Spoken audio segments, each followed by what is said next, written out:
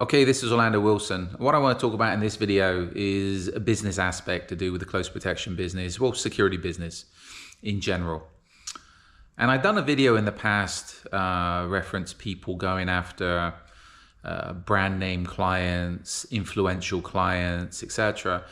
And I said there's so much competition. I said in that video, there's so much competition. There's so many people going after those clients, going after the celebrities, the top places, the top brands, etc., trying to get security contracts, close protection contracts.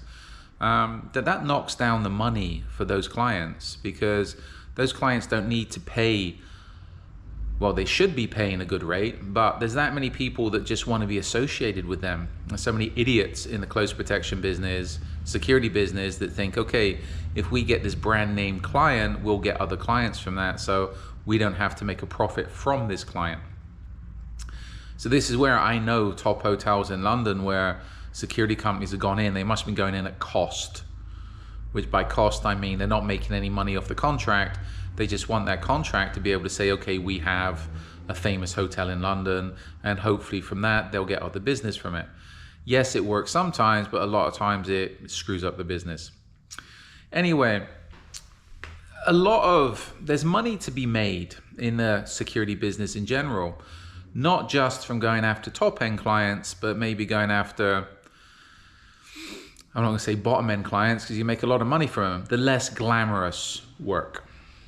And this is where a lot of the man guarding companies, and I know people that's big into the man guarding, and a lot of people, especially in the close protection business, look down on the man guarding business, but a well-run man guarding company can make a lot of money. Why? Because they're making money for every minute, second, hour, week they have people out working. This is where it's not a quality business. Well, it can be a quality business, but generally it's not the top quality business, because you're not paying top quality money, but you can make a lot of money in the man guarding business. I remember years ago, this was clarified to me by some old Irish guy in London that owned a pub. And I used his conference room a couple of times. This was, I forget, it was in the Maida Vale area in London, nice area. And he had a nice place. I used his conference rooms a couple of times. Nice, old, typical Irish guy that'd been in the pub business his whole life, yeah?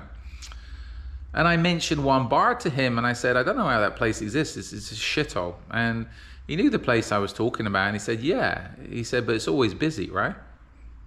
And it clicked to me. I said, yeah, it's always busy. He said, you know what? He says, he had a nice place. He says, that place, most probably the place we was talking about, he said, that turns over a lot of money. Why? It might be a dump.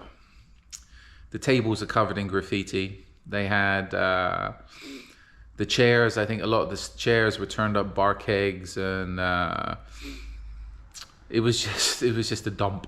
Yeah, typical British pub. The beer was cheap.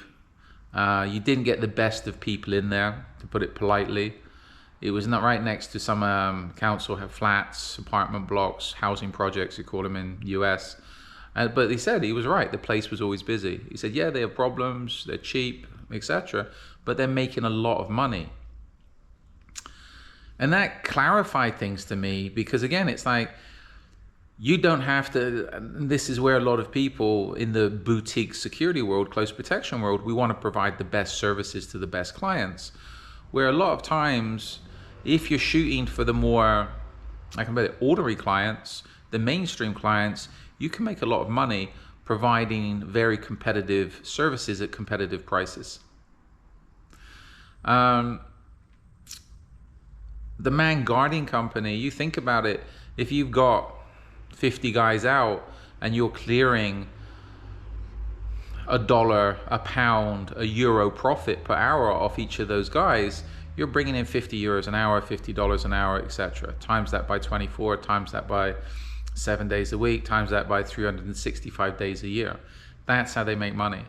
So this is where with a lot of the close protection contracts, we look to go in at, we charge good rates, we want good money, and yes, we can make good profit, but they're short term. Whereas a lot of the man guarding companies, they can make a lot more money than the close protection companies. Why? They're bigger, they have more people, they're not so selective about their clients, etc. And again, it's money coming in 24/7. Even if it's pennies, they're making money 24/7. I know people, I know quite a few people that do business in, shall we say, questionable areas in the hood in the US, etc. And I remember talking to some real estate guy, and his thing was flipping apartment blocks in the hood, or buying them, doing them out, renting them out to Section 8, which is renting them out to welfare through the government, etc. And he was making excellent money. And he said to me, it's like there's always a need for the lower end market, and it makes sense. If you got, I know one guy, I done some events at his place in Fort Lauderdale, owned top mansion on the Intercoastal in Fort Lauderdale. Place was worth, I think he bought it for 16 million. That guy was having trouble selling that place when the markets crashed that many years ago, because nobody wanted to give him what he paid for it. From what I heard, he ended up selling it for quite a few million less than what he bought the place for, so he took a big loss. Whereas the gentleman I knew, I'd done some firearms training for, because he needed it because he's working in the hood, he was always busy. He was renting his Section 8 apartments and his cheap apartments out. He was renting them out as quick as he could find them, redevelop them, and put them on the market. So this is where, when we're looking at, I do what I do because I enjoy what I do. But you also need to look at it from the business perspective of, don't turn your nose up at what could be the lower end work, or what you class as being the lower end work, because a lot of times there's a lot of money. There's more money in the lower end of the business, or is providing cheaper services and cheaper products to people, than there is supplying the high-end stuff. The high-end market is a very exclusive market, and only a few people can afford your services.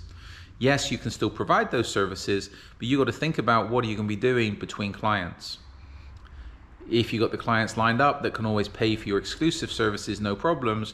But if you don't, then think about the lower end of the market, what's looked upon as being the lower end of a market, but there's plenty of people willing to pay. People have the money. Somebody said to me this years ago in the sales business, it's like, you know what, you're trying to sell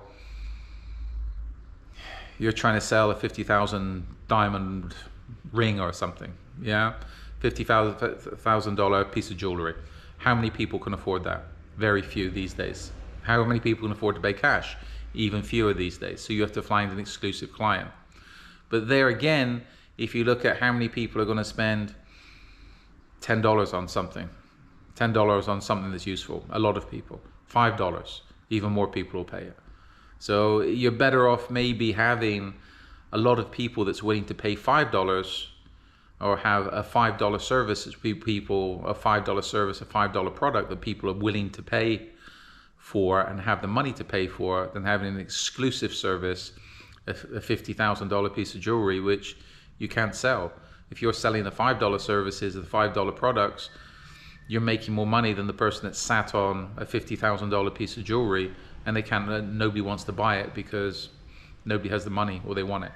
So that's another thing. Maybe you can make more money on the lower end of the market, the cheaper services, than you can on the higher end of the market and the more exclusive services. But this is something you need to consider if you're getting into the close protection business, and again, the security business in general. So don't put all your eggs in one basket, and be open to expanding into other areas of your business. Always be looking out to make money. And the close protection business, the security business, is about making money. It's a business. So open your mind up to all options. So just a little video there, just my opinion on something. In the meantime, follow me along on social media. I've got an array of these videos up, and I also have an array of books up on Amazon that talk about various aspects of the security business, close protection business, investigations, crime fiction, etc. So in the meantime, be good, stay safe, stay out of trouble, and don't forget the close protection business, security business. If you're in the business, you're in the business to make money.